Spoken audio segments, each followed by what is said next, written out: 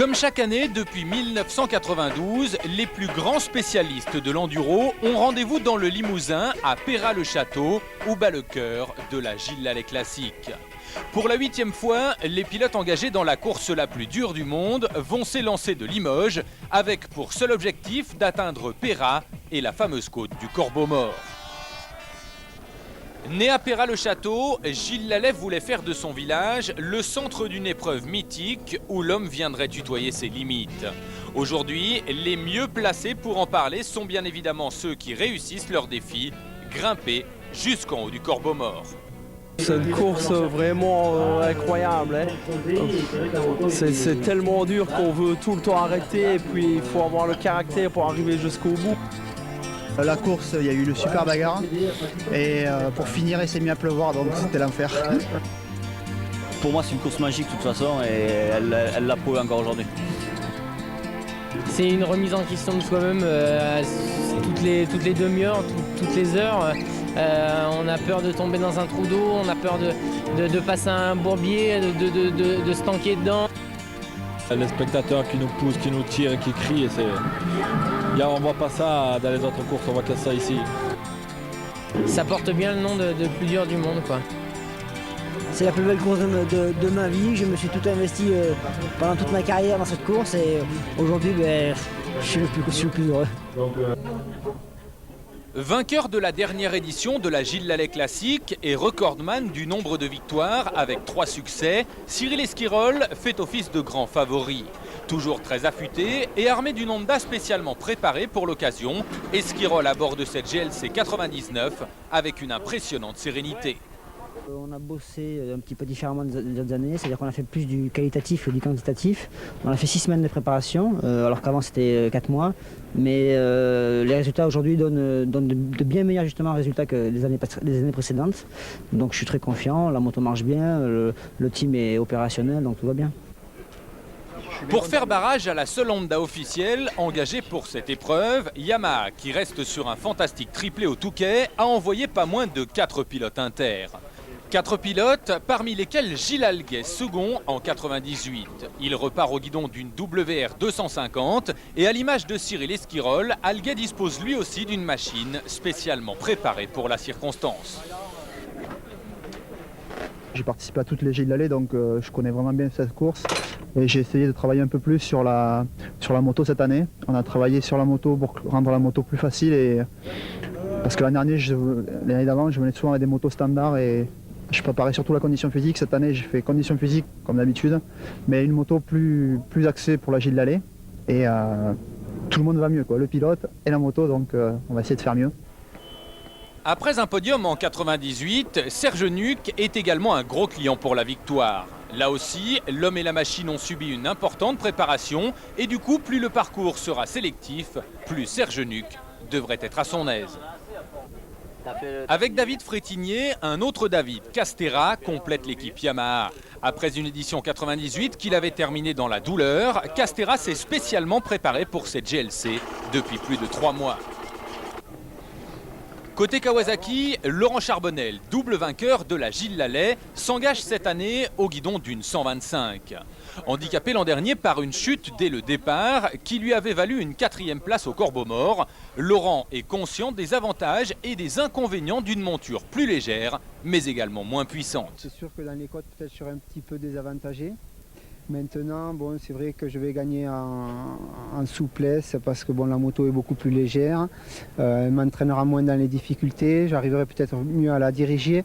Maintenant, c'est vrai qu'il faut voir au bout de quelques heures de moto. Peut-être ça sera mieux, peut-être ça sera moins bien, mais je pense que ça sera mieux. Après le Dakar, Éric Bernard, toujours fidèle à KTM, revient cette année fort de sa 6e place en 98. Avec l'expérience de l'an passé, Éric sait maintenant l'importance cruciale de s'élancer dans le groupe de tête au départ de Peyrat pour la boucle finale. Il a donc prévu d'attaquer dès la boucle de sélection. Depuis 1993 et la seconde victoire du Suédois Sven-Erik Johnson, aucun pilote étranger ne s'est imposé dans le Limousin. Peut-être effrayés par le niveau des tricolores, quelques étrangers ont renoncé à venir défier les Français sur leur terrain. Mais la GLC continue à intéresser beaucoup de monde hors de l'Hexagone. Exemple avec le Britannique Dave Sholwill, champion d'Enduro 97 dès plus de 40 ans en Grande-Bretagne.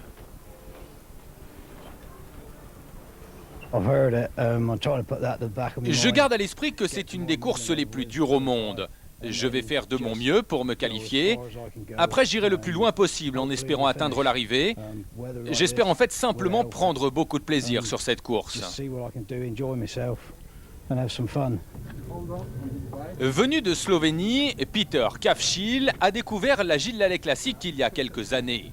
Le journaliste slovène a laissé le stylo au placard pour s'engager pour la première fois dans une aventure qu'il sait d'ores et déjà périlleuse. C'est une course fantastique, incroyable. Je suis venu 2 fois en tant que journaliste et j'ai décidé que la 3e fois je participerai à la course. Je vais faire de mon mieux pour faire partie des 100 qualifiés pour l'après-midi. Ensuite, chaque centaine de mètres que j'aurai parcouru fera de moi un héros à mes yeux. Car je pense que n'importe quel pilote qui termine la Gilles Lallet Classic est un héros. D'autres pilotes sont venus à 2 pour se mesurer au piège de la GLC. C'est notamment le cas des Britanniques Brian Green et Gary Lancaster. Les 2 hommes ont acheté leur monture ensemble et ils ne seront pas trop de 2 pour traverser le Limousin, car le parcours, cette année encore, sera très physique. Non, il n'y a pas énormément de changements par rapport à l'an dernier. Tous les ravitaillements sont les mêmes, donc entre 2, le circuit a évidemment un petit peu changé. Mais on retrouve quelques points spectaculaires de l'an passé, avec évidemment le bois de Crozat, le bourbier de Quenouille, les pierriers de Bussy, mais un petit peu modifiés quand même par rapport à l'an passé.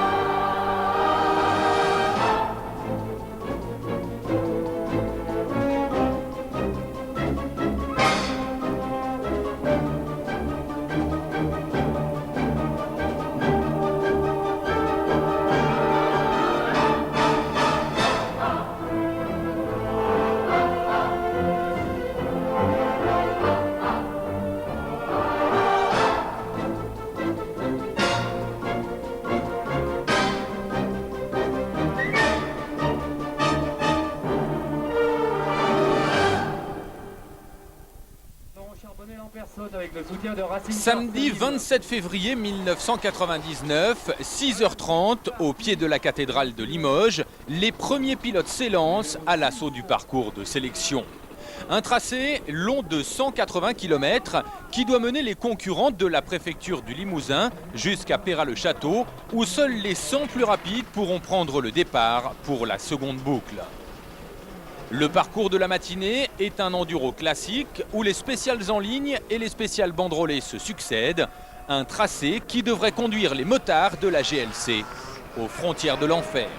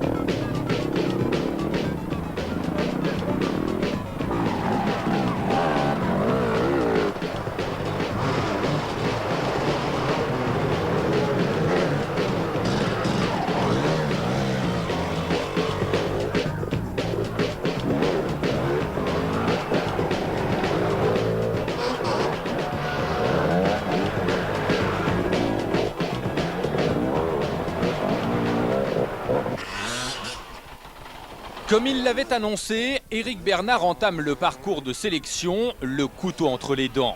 Le vice-champion du monde d'enduro va attaquer sans laisser une seconde de répit à ses adversaires. Il signe 3 scratchs sur 4 et prouve ainsi ses ambitions sur cette 8e édition de la Gilles Lallet Classique. Vainqueur du parcours de sélection, le pilote KTM a d'ores et déjà atteint son premier objectif.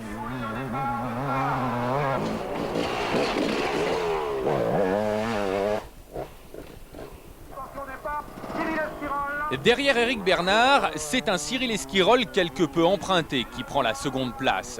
Le pilote Honda a certes remporté la dernière spéciale de la matinée, mais le triple vainqueur de la GLC a montré moins de facilité dans son pilotage. À l'arrivée à Peyrat-le-Château, Cyril a concédé un peu moins de 15 secondes à Éric Bernard. L'après-midi s'annonce chaude. Je pense que ça va être très dur parce que ce matin on avait déjà des bourbiers, on a déjà resté bloqué dans des côtes, quasiment tous les meilleurs. Donc ça préfigure, je pense, une grande Gilles Lallet. Ouais. En 3e position, Laurent Charbonnel prouve que sa 125 cm3 peut faire jeu égal avec les autres machines du plateau. Laurent termine 3e à 30 secondes du meilleur temps, mais il s'élancera dans le groupe de tête. Son pari est pour le moment sur le bon chemin.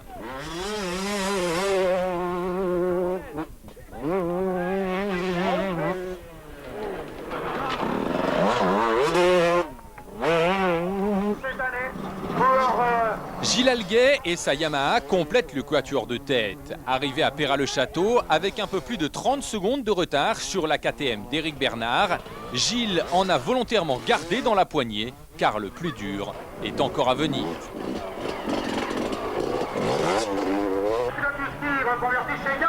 KTM, Honda, Kawasaki et Yamaha, les 4 grands constructeurs de la GLC sont aux avant-postes et au terme du parcours de sélection, tous les gros clients sont prêts pour la seconde boucle. Christian Boulet, David Castera, Serge Nuc et David Frétinier complètent le classement des 8 premiers. 8 pilotes qui n'ont que quelques heures pour se préparer pour le parcours final, celui qui les conduira jusqu'au Corbeau Mort.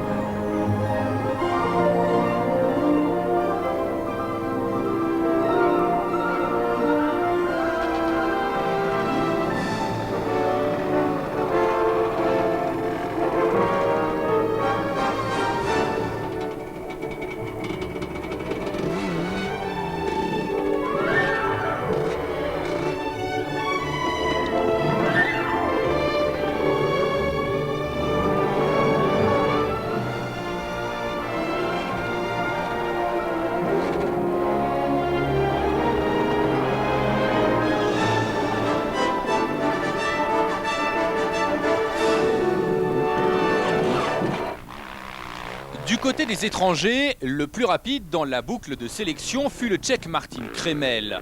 De surcroît, premier pilote classé au guidon d'un 4 temps. Kremel place sa Husqvarna en 9e position à l'arrivée à Peyrat-le-Château, mais à plus d'1 minute 20 d'Éric Bernard. Le second pilote étranger est le Belge Frédéric Crosset. Avec sa Gas-Gas, il termine en 14e position à Peyrat, à 1 minute 46 du leader.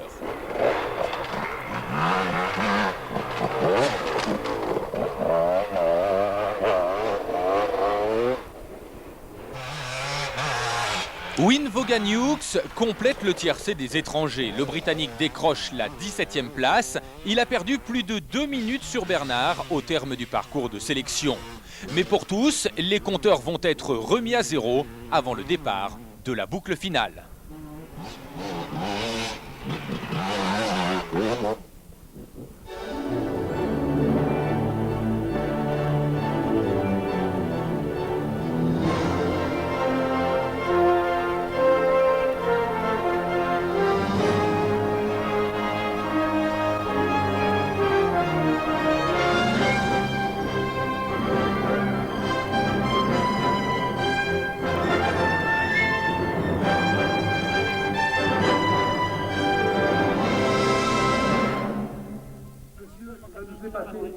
Quelques minutes avant 15 h, les derniers instants de relaxation pour les 100 pilotes qualifiés.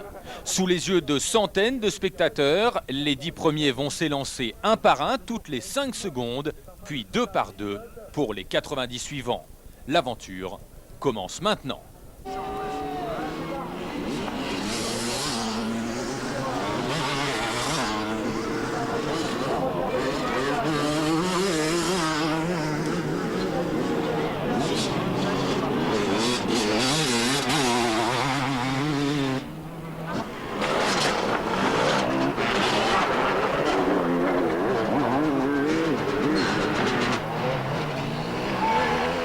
Pour les pilotes inter, les premiers hectomètres de la boucle finale ne sont qu'une simple formalité. Les stars de la matinée sont dans l'ordre du départ. Bernard, Esquirol, Charbonnel, Alguet, Boulet et consorts se jouent des premières ornières. Mais derrière les meilleurs, c'est déjà très vite le début de l'enfer et pourtant le préamen n'est encore qu'un hors-d'œuvre.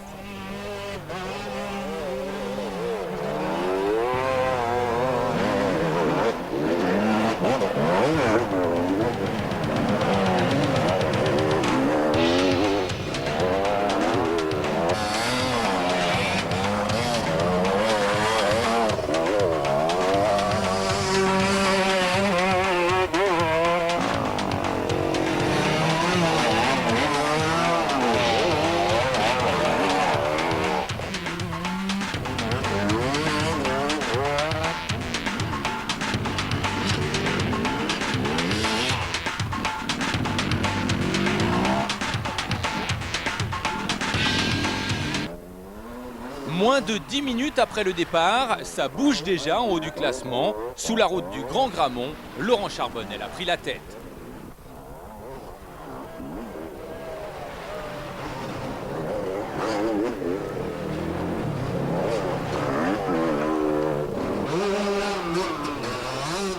En retraite du groupe des leaders, le rythme s'est déjà nettement ralenti.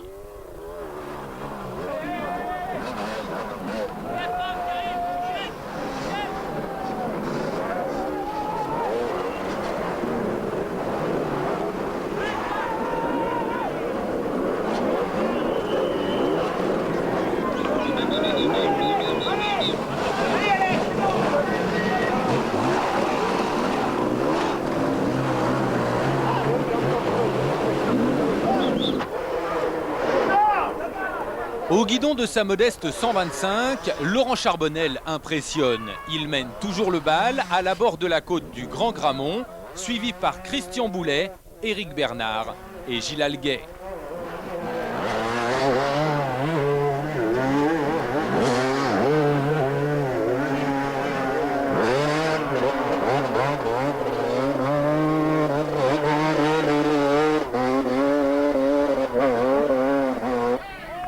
Cyril Esquirol est juste derrière. Comme d'habitude, il observe ses concurrents en début de course.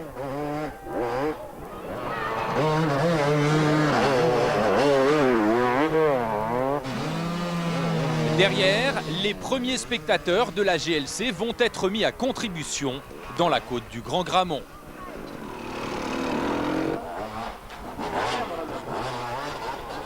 Les concurrents atteignent ensuite le premier grand bourbier de cette édition 99, Charapou. Esquirol a pris la tête et semble voler sans la moindre seconde d'hésitation.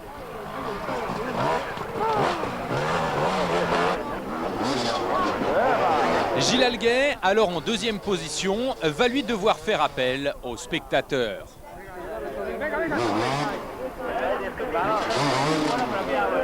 Les suivants tenteront d'éviter la boue, à l'image de Christian Boulet.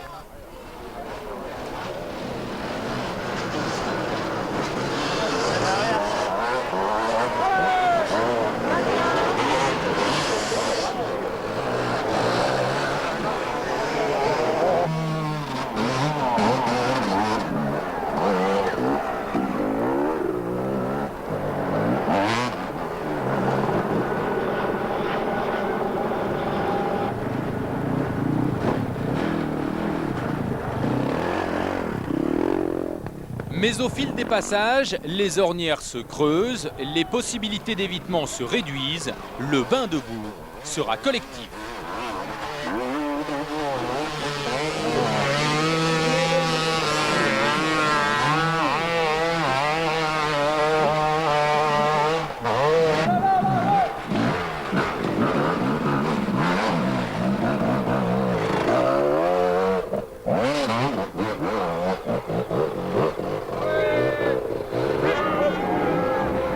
Dernière difficulté avant le premier ravitaillement à Émoutier, la côte de l'Ermite. Un point spectaculaire où les amateurs de la Gilles Lallet classique se sont massés en nombre.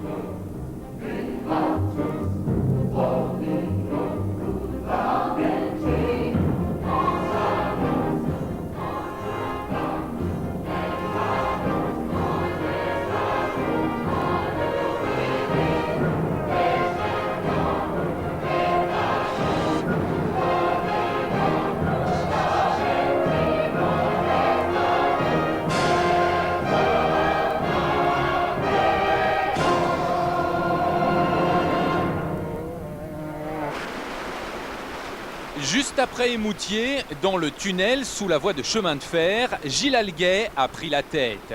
Cyril Esquirol et Serge Nuc sont dans sa roue. Les 3 hommes forts de 98 sont aux 3 premières places.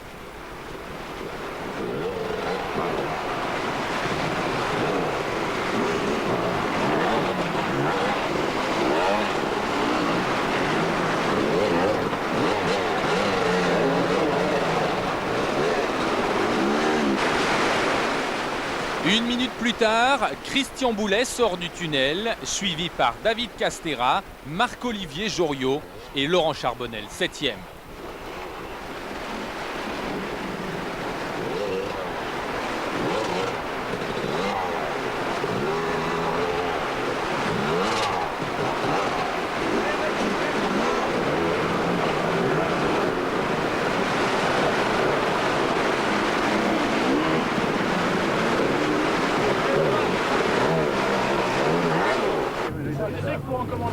Quelques mètres plus haut dans la zone de ravitaillement, Éric Bernard se change. Pour le pilote KTM, vainqueur de la boucle de sélection, la course est déjà finie.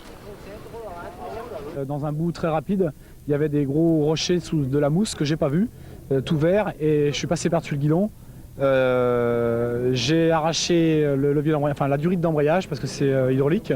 Et puis je me suis fait un petit peu mal au pouce, c'est pas grand-chose. Je suis reparti. Et je suis retombé deuxième fois, donc j'ai décidé d'arrêter parce que mécaniquement je ne pouvais pas continuer dans les difficultés. C'était impossible sans embrayage de pouvoir monter. Et puis c'est vrai que dans une quinzaine de jours, j'attaque le championnat de France et puis par la suite le mondial. Donc c'était important de rentrer en état. Maintenant c'est vrai que je suis déçu parce que je me sentais bien, quoi. Le premier secteur n'était qu'un avant-goût de la GLC 99, mais la difficulté était déjà au rendez-vous. La preuve avec Christophe Chambard, vous êtes au guidon de sa Yamaha.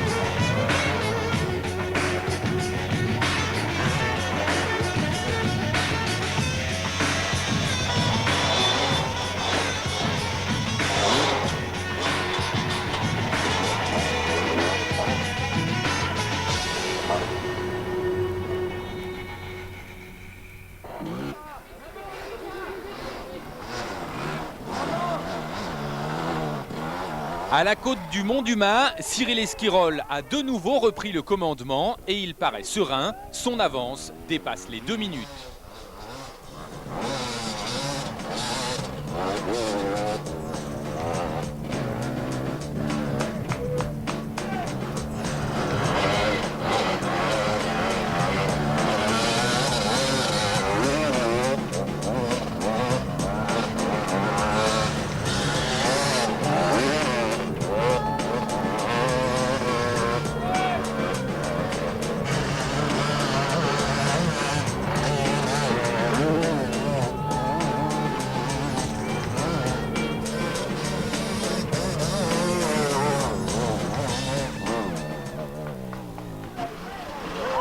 On arrive ensuite au Pont-Bredoux. Cyril Esquirol caracole toujours en tête. Il est passé plus de 3 minutes avant Gilles Alguet.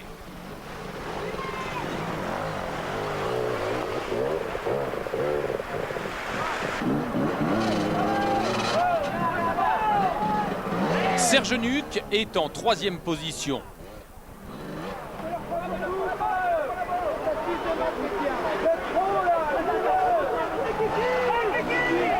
Christian Boulet est 4e avec dans ses roues la Yamaha de David Castera.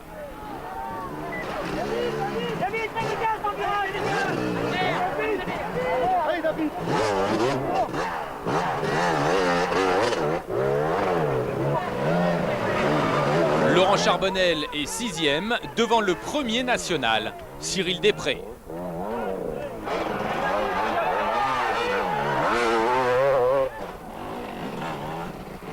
Difficulté suivante, le pierrier de Beignet. Les enduristes se transforment en trialistes.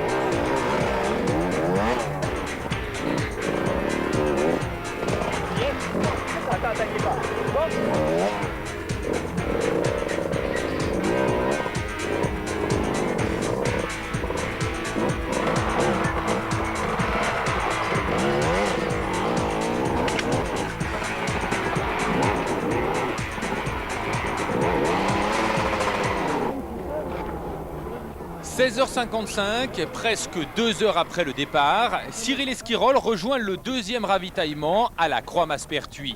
Pas de précipitation, l'homme et son équipe sont parfaitement rodés. Cyril prend le temps de s'alimenter avant de repartir. Esquirol a fait le trou dans le 2e secteur. Gilles Alguet compte 6 minutes de retard en arrivant au ravitaillement, mais il s'arrête moins longtemps et repart 4 minutes 30 derrière la Honda. C'est ensuite Serge Nuc qui arrive 8 minutes après Esquirol. Il sera suivi par Castera, Charbonnel et Boulet. Ça va? Hein? Ça va pas? J'ai pas de force. Je suis là-bas. T'as cette cuisses, c'est toi. Bon, ma bouteille.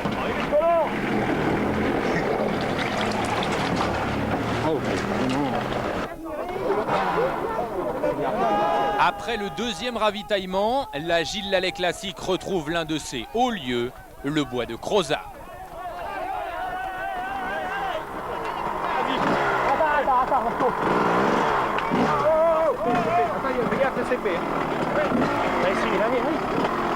Allez Cyril, allez.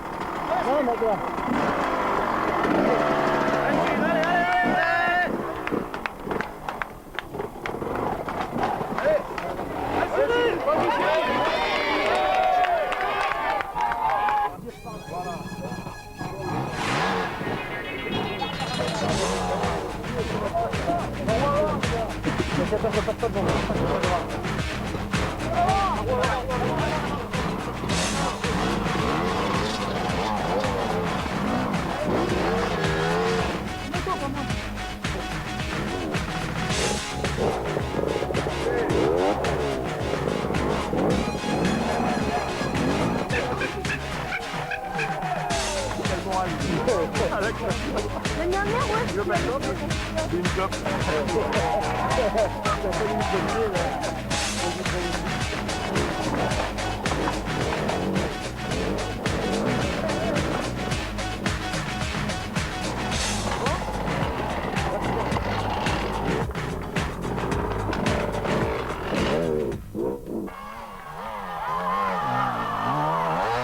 Retour au bourbier avec celui de Favareyas, Cyril Esquirol fait toujours preuve d'une aisance impressionnante.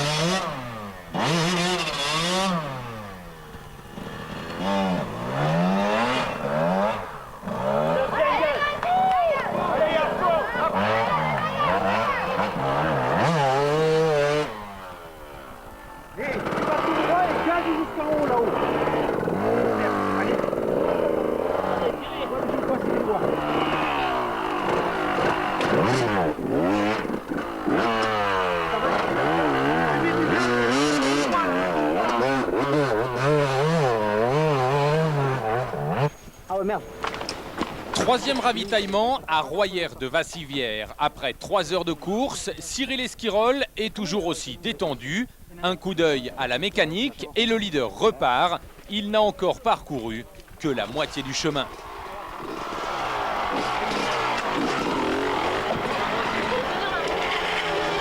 Serge Nuc est le deuxième à arriver à Royères, moins de 10 minutes après Esquirol. Il souffre du dos mais repartira très vite, reprenant plus d'1 minute au pilote Honda.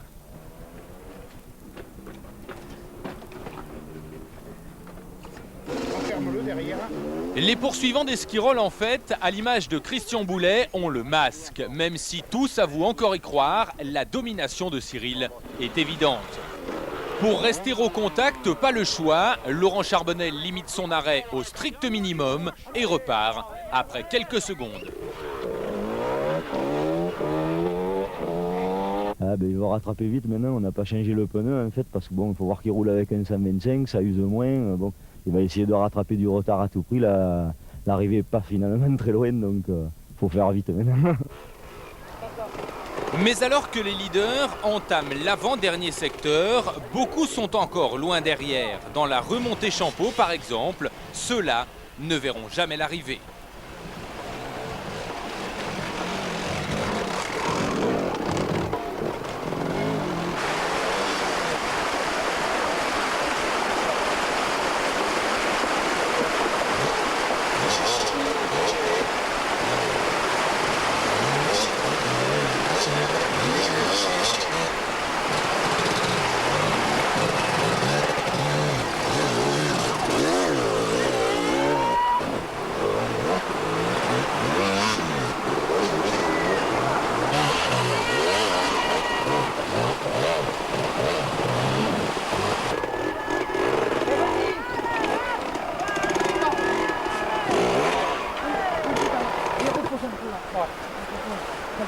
Et merci le public.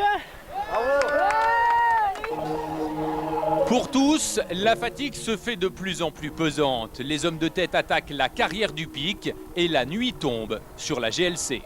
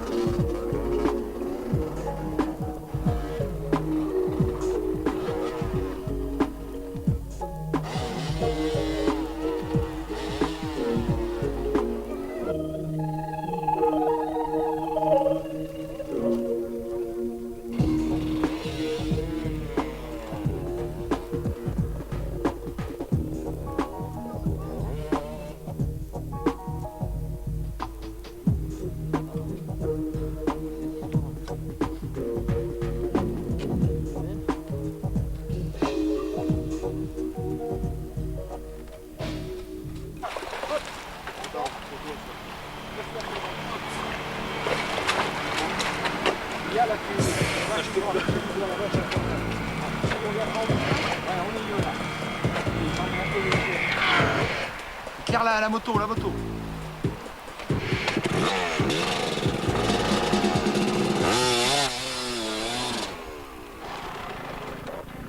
19h10, quatrième et avant-dernier ravitaillement. L'équipe d'assistance de Cyril Esquirol est sous pression. On change sa roue arrière. Derrière Esquirol, David Castera s'est emparé de la deuxième place.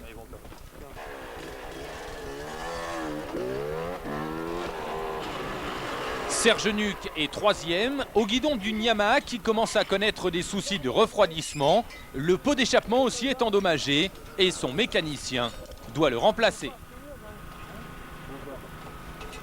Apparemment, Serge a complètement écrasé le pot d'échappement, qui a touché un petit peu la durite, fait chauffer la moto.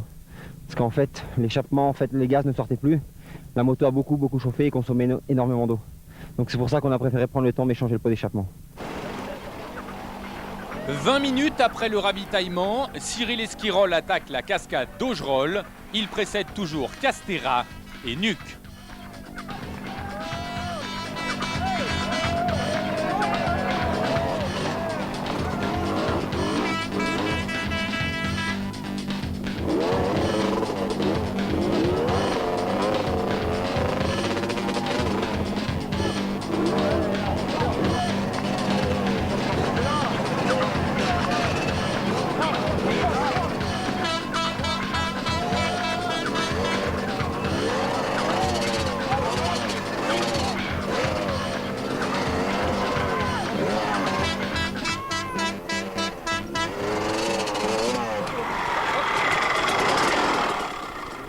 Dernier ravitaillement, le Mafor. Il est 20h25 pour Cyril Esquirol. La victoire est en vue. 10 minutes en retrait, David Castera ne peut plus espérer qu'une défaillance de son adversaire ou de sa moto à la régulière. Il ne reviendra pas. Derrière, Alguet a pris la troisième place car Nuc a abandonné moteur cassé. Au cinquième ravitaillement, ils ne seront qu'une dizaine sur 100 au départ à passer dans les temps avant la mise hors course. Ça commence à devenir bon parce qu'on sent la fin arriver là. C'est dur. Pour les rescapés de la Gilles Lallet Classique, c'est le début de la dernière ligne droite, le sprint final jusqu'au Corbeau Mort.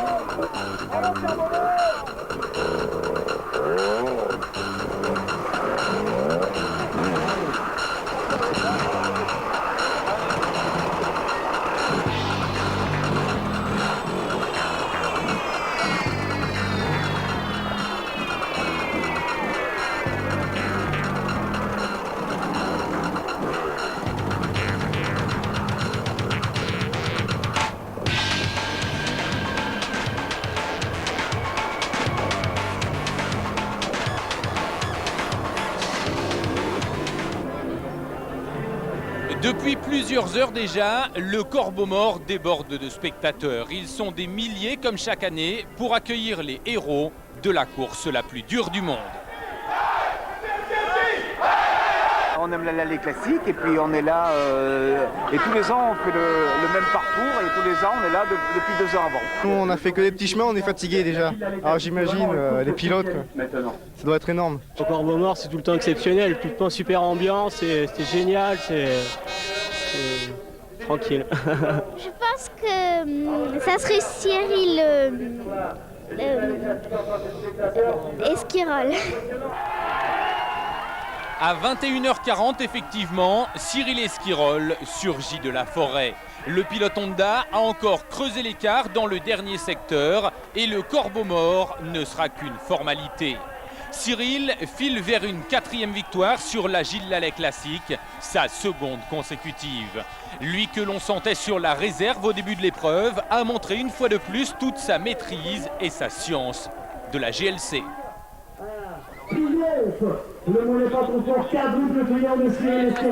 J'aime pas attaquer vraiment très fort d'entrée à froid sans avoir jugé mes adversaires vraiment.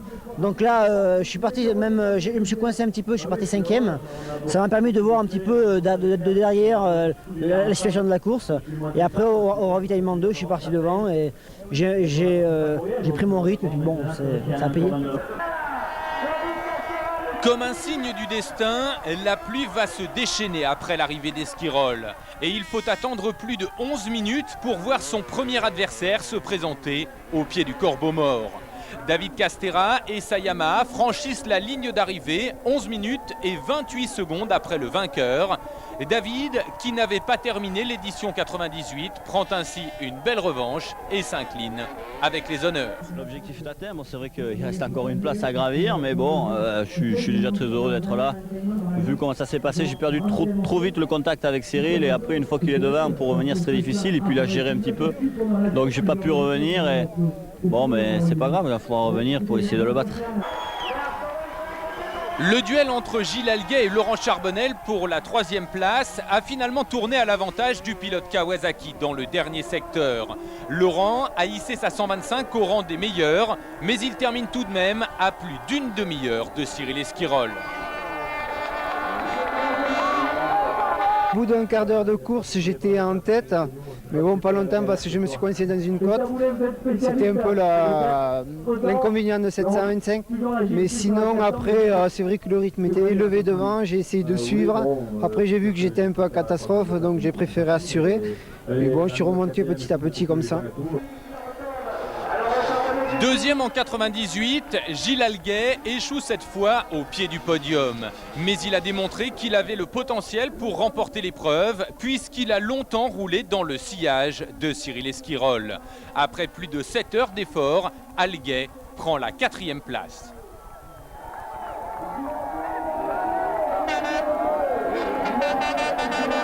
Depuis le début de course, j'étais bien. Moi, j'attaquais Cyril tout le temps et je me sentais bien, mais vraiment super, quoi. Je me sentais capable de revenir sur Cyril sur la fin de course. Et bon, j'ai eu un problème. Je suis rentré fort dans un pierrier et j'ai tordu mon disque de frein.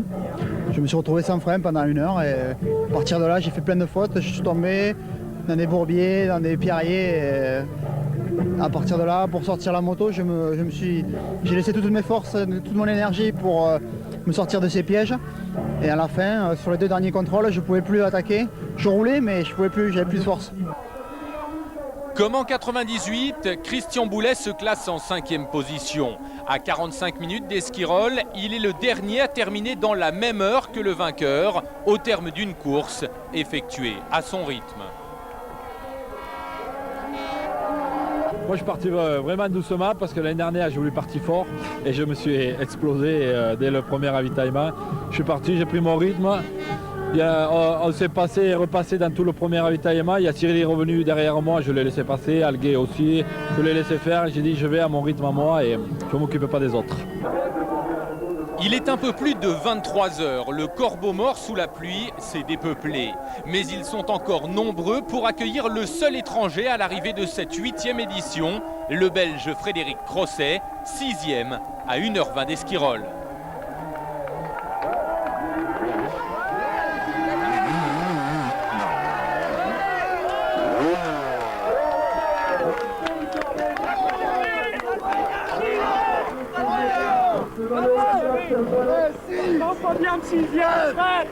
Je voulais déjà faire dans les 20 premiers le matin, j'ai fait des bons temps le matin, j'ai fait 14e. Et puis bon, je voulais aller, pour ma première expérience, je voulais aller jusqu'au bout, mais je savais que c'était très dur, donc je voulais aller le plus loin possible. Et comme je l'ai dit tout à l'heure, j'ai fait le 3e et le 4e CH avec des crampes parce qu'il était très dur. Et le 5e et 6e était un peu plus facile, donc j'ai pu un peu récupérer et c'est là que j'ai mis un peu les gaz pour passer le numéro 21 et finir 6e. Moins de 3 minutes plus tard, c'est donc Marc-Olivier Joriot qui en termine en 7e position. Au fur et à mesure qu'on accumule de la fatigue et là justement on s'aperçoit qu'on a on arrive dans des endroits où on a 10 heures de moto et c'est très difficile. En plus on a eu la pluie qui s'est mise à tomber, donc les rochers mouillés ça n'arrangeait rien du tout. Du brouillard à certains endroits, bon, enfin c'est l'enfer complet. Course de solitaire pour les premiers, la Gilles Lallet Classique peut aussi être une course d'entraide. La preuve, les 8e et 9e places de Michel Gault et Cyril Després. Deux nationaux qui terminent la Gilles Lallet Classique 1h56 après Esquirol, heureux d'arriver enfin au sommet d'un corbeau mort qui les faisait saliver depuis près d'une heure. Ça fait au moins une demi-heure, 3/4 d'heure qu'on tourne autour, là. Ils nous font balader. Et puis on la voit de loin, on voit ses phares et on a peur d'accrocher une dernière petite fois la moto, de dérailler, de faire quelque chose comme ça. Bon, bah, on est content, quoi. J'ai loupé l'arrivée il y a 2 ans. Je suis tombé dans un trou d'eau entre les 2 derniers ravitaillements. Et puis bah voilà, quoi. C'est le fruit de notre travail. On n'est que nationaux. Et puis on essaie de faire de la moto pour se faire plaisir et voilà, quoi, c'est merveilleux, quoi, c'est super. Malgré une grippe tenace, David Frétinier termine pour la première fois la GLC.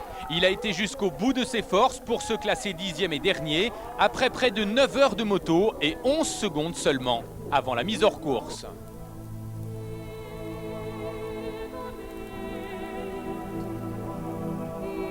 Quelques heures après leur arrivée, les 10 pilotes classés reçoivent leur trophée sur les bords du lac de Vassivière.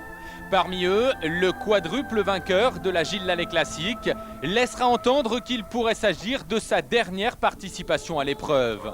Avec 4 victoires en 8 éditions, Cyril Esquirol, vainqueur donc devant David Castera et Laurent Charbonnel, pourrait ainsi se consacrer à d'autres challenges. Resteront alors ces 4 succès, le meilleur hommage possible d'un champion à un autre.